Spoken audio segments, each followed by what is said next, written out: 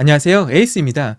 지난 영상에서는요, 삼성그룹의 이재용이 20대의 나이에 주식 매매를 통해서 시드머니 45억 원을 약 700억 원으로 불린 이야기를 했었죠. 그야말로 투자의 신입니다. 회사의 내부 기밀 정보를 이용해서 오직 오너 일가만이 할 수 있는 엄청난 주식 매매. 수백억 원의 이익을 거두었지만 교묘하게 법을 피해가며 세금은 내지 않은 대한민국 최고 재벌 삼성의 이야기. 그러나 그건 시작에 불과하다라고 했죠. 삼성그룹과 이재용의 목표는 단순히 수백억 원 돈 버는 게 목적이 아니었어요. 평범한 사람들에게 그 돈은 평생 구경도 못 해볼 만큼 큰 돈이지만 삼성과 이재용에게 이 돈은 다음에 더 큰 목표를 이루기 위한 자금을 확보하려는 밑작업에 불과했다라는 거죠. 그럼 삼성과 이재용의 더 큰 목표는 뭐냐? 당연히 삼성그룹의 지배, 이건희 회장에서 이재용으로 이어지는 경영승계입니다. 오늘은 이 이야기를 한번 해볼게요. 이재용이 어떻게 삼성그룹의 총수의 자리에 오르는가? 물론 그냥 아버지에게 물려받으면 되겠죠. 하지만 그렇게 했다가는 엄청난 세금을 내야 하기 때문에 최대한 세금을 피해가며 자연스럽게 이재용이 삼성의 경영승계 구조로 들어가야만 합니다. 여기서부터는 역시 불법을 교묘하게 피해가는 훨씬 더 정교한 기술들이 들어갑니다. 그래서 이 분야에 관심이 없는 분들에게는 조금 어렵게 들릴 수 있겠는데요. 제가 최대한 쉽게 설명을 해볼 테니까 한번 집중해서 들어봐 주세요. 이게 정상적으로 보이는지 아니면 뭔가 이상한지. 바로 시작해 볼게요. 1996년부터 이재용은 에버랜드의 주식을 매입하기 시작합니다. 에버랜드 주식을 매수하는 이유는 이전처럼 매매 차익을 얻기 위함이 아니에요. 지분을 최대한 많이 확보해서 최대 주주가 되는 게 목적입니다. 경영권 참여죠. 그러려면 어떻게 해야 하냐? 최대한 많은 주식수를 확보하는 것이 핵심입니다. 여기에서 바로 그 유명한 에버랜드 전환사채 헐값 매각 사건이 등장합니다. 워낙 유명한 사건이라 인터넷에 검색해보면 자세한 설명들이 나오는데요. 제가 간단히만 설명드려 볼게요. 이재용이 에버랜드 주식을 매수할 당시에 에버랜드 주식은 한 주당 약 8만원에서 9만원이었어요. 근데 딱 이 타이밍에 에버랜드가 한 주당 7,700원짜리 전환사채를 무려 96억 원어치 발행합니다. 주식수로 따지면 125만 주예요.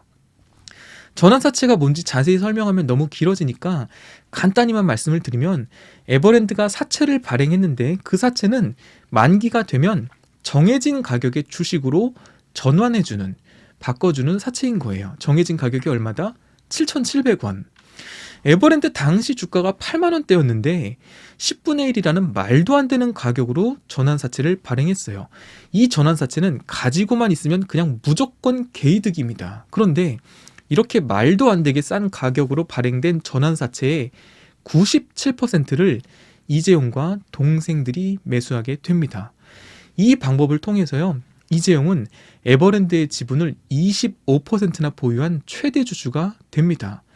이때 이재용이 쓴 돈은 약 48억 원 정도로 알려졌어요. 48억 원을 써서 에버랜드의 최대 주주가 된 겁니다. 굉장하죠? 근데 여러분, 굉장하긴 이릅니다. 아직 끝나지 않았어요. 또 있습니다. 이와 유사한 일이 1999년 2월에도 있었어요. 이번에도 역시 삼성은 새로운 기법을 쓰는데요. 정말 이재용과 삼성은 시대를 앞서가는 교묘한 방법을 썼어요. 이번엔 뭐냐? 바로 신주 인수권 부사채입니다. 말이 좀 어렵죠? 전환사채는 말 그대로 만기가 되면 그 회사의 주가가 얼마든 정해진 가격으로 주식으로 바꿔준다는 거였잖아요. 이 신주 인수권 부사채도 역시 사채는 사채인데 신주, 새로운 주식이죠. 인수는 뭐 어떤 의미인지 대충 아실 거고요. 부는 조건부입니다. 이 사채는 뭐냐? 이 회사에서 새롭게 주식을 발행할 때 그 회사가 사채를 발행할 때 정한 가격으로 신주를 인수할 수 있는 권한을 주는 사채예요. 그러면 이재용이 어느 회사의 신주 인수권 부사채를 매입하느냐? 바로 삼성 SDS입니다. 1999년 당시에 비상장 회사였던 이 삼성 SDS는 신주 인수권 부사채를 발행하는데 발행 가격이 얼마냐? 한 주당 7,150원입니다. 이 이야기는 다시 말해서 만기가 될 때 삼성 SDS의 주가가 얼마이든 간에 삼성 SDS에서 발행한 이 사채를 가지고 있으면 새 주식을 7,150원에 살 수 있는 권리인 셈이에요. 그런데 놀라운 사실은 뭐냐면요. 이 신주인수권 부사채를 발행할 때 삼성 SDS의 가격이 얼마다? 한 주당 55,000원이었습니다. 역시 말도 안 되는 가격의 사채를 발행한 겁니다. 쉽게 말해서 우리 같은 일반인들이 삼성 SDS의 주식을 사려면 한 주당 55,000원을 내야 되는데 이 사채를 가진 사람은 삼성 SDS의 주식을 한 주당 7,150원에 살 수가 있다는 말이거든요. 역시 이런 사채도 매입할 수만 있다면 그냥 완전 개이득이죠. 살 수만 있다면 앉은 자리에서 거의 8분의 1 수준으로 싸게 주식을 매입할 수 있는 거잖아요. 그런데 일반인들에게 이런 권리는 허락되지 않습니다. 오직 삼성의 계열사와 일부 오너 일가에게만 허락되었어요. 에버랜드 전환사채 때와 너무나 똑같이 이번에도 다른 주주들은요, 이 좋은 권리를 다 포기하고 이재용과 그 여동생들만이 삼성 SDS의 신주 인수권 부사채를 대량으로 매입합니다. 이재용은 한 주당 7,150원이라는 말도 안 되는 가격으로 삼성 SDS의 주식을 매수하게 되었고요. 이 방식으로 이재용은 삼성 SDS의 지분을 9%나 소유한 대주주에 오르게 됩니다. 그리고 그로부터 15년 뒤인 2014년 삼성 SDS가 주식시장에 상장을 하게 되는데요. 상장 첫날 삼성 SDS의 한 주 가격이 무려 32만 7,500원입니다. 굉장하죠. 7,150원에 매수했는데 32만 원에 상장이 됐어요. S1 삼성 엔지니어링은 매수하자마자 1년 만에 상장을 했죠. 그리고 이재용은 매도를 해서 큰 차익을 거두었고요. 그때는 종잣돈을 마련하기 위해서 그랬던 거지만 삼성 SDS는 달라요. 이재용은 삼성 SDS의 주식을 팔지 않고 지금도 보유 중입니다. 현재 이재용은 삼성 SDS의 지분을 약 9% 보유하고 있는데 그 평가액은 1조가 넘습니다. 굉장하죠. 이 에버랜드 전환사채와 삼성 SDS의 신주 인수권 부사채는 나중에 문제가 됩니다. 당연하죠. 에버랜드와 삼성 SDS는 이런 사채를 발행할 이유가 없었거든요. 회사도 손해를 보고요. 다른 주주들도 손해를 보고 오직 누구만 이득을 봤다? 이재용과 여동생들입니다. 이건요, 2008년 삼성 비자금 특검 때 이 에버랜드 사건과 삼성 SDS 사건은 같이 다뤄져요, 특검으로. 그럼 이 과정에서 불법은 없었을까? 그럴 리가 없죠. 몇 가지 문제가 있습니다. 여러분들이 듣고 한번 판단해 보세요. 첫 번째, 이 전환사채는 권한을 가지기만 하면 엄청난 이득을 낼 수가 있기 때문에 어떤 특정인에게 몰아주는 것은 불법입니다. 그러면 어떻게 하느냐? 그 회사의 지분을 가지고 있는 사람들에게 지분에 비례해서 우선권을 주게 되어 있어요. 에버랜드, 삼성 SDS도 역시 그렇죠. 근데 놀랍게도 이 회사의 사채를 우선 배정받을 수 있는 주주들이 그 권한을 약속한 듯이 다 포기합니다. 너무 이상한 일이죠? 아니, 시세보다 10분의 1이나 싸게 주식을 받을 수 있는 기회인데 이 좋은 기회를 스스로 포기하다니요. 그리고 그 전환사채의 97%를 이재용과 동생들이 나눠서 배정을 받게 된다. 그들은 과연 왜 그런 좋은 기회를 스스로 포기했을까? 그리고 그들이 포기를 해준 덕분에 이재용은 에버랜드의 최대 주주, 삼성 SDS의 대주주가 된다. 무언가 이상하죠.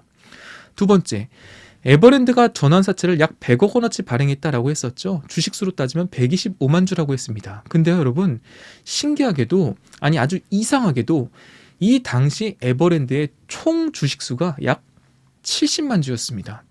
아니, 기업의 총 주식수보다도 더 많은 물량을 전환사채를 통해서 발행한다? 이건 엄청 이상하고 말도 안 되는 일이죠. 왜냐? 회사 입장에서는요, 경영권이 넘어갈 수 있는 문제거든요. 그리고 한 가지 더, 그 금액이 7,700원이라는 말도 안 되는 가격으로 발행을 한다. 회사에 엄청난 손해를 끼치고 엄청나게 위험한 짓을 한 이유는 뭘까? 그 이유는 특정한 누군가에게 이득을 챙겨주기 위해서였다라는 것이죠. 마지막 세 번째, 이런 말도 안 되는 짓, 회사의 이런 중요한 결정, 경영권이 달린 이런 결정들은요, 아무리 한 사람이 높은 지위에 있다 해도 한 사람이 결정할 수 있는 게 아닙니다. 이 정도 규모의 회사라면요, 보통은 이사회를 거쳐서 결정하게 되어 있어요. 그러면 에버랜드가 이런 말도 안 되는 이상한 결정을 할 때 이사회가 열렸느냐? 네, 열렸습니다. 이사회에서 이 안건이 통과가 되었느냐? 네, 통과가 되었어요. 그래서 이런 결정을 한 겁니다. 근데 여기 문제가 있어요. 이 이사회가 있던 날 이런 결정에 찬성한다고 의견을 냈던 이사들이 해외에 있었다라는 사실이 밝혀진 겁니다. 즉, 이사회가 정상적으로 이루어지지 않았다라는 의미죠. 여러분, 바로 이게 그 유명한 에버랜드 전환사채 헐값 매각 사건, 그리고 삼성 SDS 신주유스컴프 사채 헐값 발행 사건입니다. 이 일은요, 에버랜드의 주주들뿐만 아니라 에버랜드 회사 자체도 손해가 되는 일이었어요. 오직 누구만 이득을 봤다? 이재용, 그리고 그 동생들. 회사 입장에서는 의도적으로 다 알면서도 회사에 손해를 끼치는 행위를 한 거고요. 의도적으로 회사에 큰 손실을 입히는 죄를 뭐라고 하죠? 그렇죠, 배임입니다. 이때 에버랜드가 손해본 금액이 대략 970억 원 정도고요. 삼성 SDS가 본 손해액은 대략 1,500억 원으로 알려졌습니다. 이 문제로 에버랜드의 당시 임원진이었던 허태학, 박노진 사장은 배임 혐의로 1심, 2심에서 유죄를 받게 됩니다. 그런데 최종 대법원 판결에서는 무죄를 받았어요. 참 이상한 일이죠. 그러면 이게 이재용과 관련된 사건의 결말인가? 아닙니다. 이재용이 45억 원으로 700억 원을 만든 지난번 이야기가 준비 작업이었다면 이 에버랜드와 삼성 SDS 사채 헐값 매각 사건은요, 1단계 작전이에요. 1단계 작전을 잘 마무리해서 이재용은 에버랜드의 지분을 25%나 보유하는 최대 주주가 되고 삼성 SDS의 지분을 9% 보유한 대주주가 되는 거예요. 그럼 그 뒤로 어떻게 되냐? 삼성그룹이 그룹 차원에서 에버랜드에 일감을 몰아주기 시작합니다. 야, 뭔 소리야? 에버랜드는 놀이동산인데 뭔 일감을 몰아줘? 라고 생각하시겠지만 에버랜드 사업부 중에는 단체 급식, 식자재 유통, 보안 경비, 건물 관리 관련 사업을 하는 곳도 있거든요. 이쪽으로 삼성그룹 차원에서 일감을 막 몰아주니까 어떻게 돼요? 에버랜드의 실적이 막 좋아지고 회사의 규모가 막 커지기 시작합니다. 삼성그룹 내 회사만 몇 개인데요. 계열사까지 얼마나 많은데 그 많은 업체들이 다 일을 몰아준다고 생각해 보세요. 실적이 좋아질 수밖에 없겠죠. 에버랜드 회사 규모가 커지고 실적이 좋아지고 가치가 높아지면서 최대 주주인 이재용의 자산과 가치도 늘어나게 됩니다. 삼성 SDS도 마찬가지였어요. 삼성 계열사들의 내부 거래를 통해서 매출을 막 늘려나갑니다. 그렇게 덩치를 키워나가기 시작했다라는 것이죠. 여러분, 지금까지의 이야기를 들어보시면서 어떤 생각이 드셨나요? 여전히 야, 이 정도는 큰 문제 아니잖아 라는 생각이 드시나요?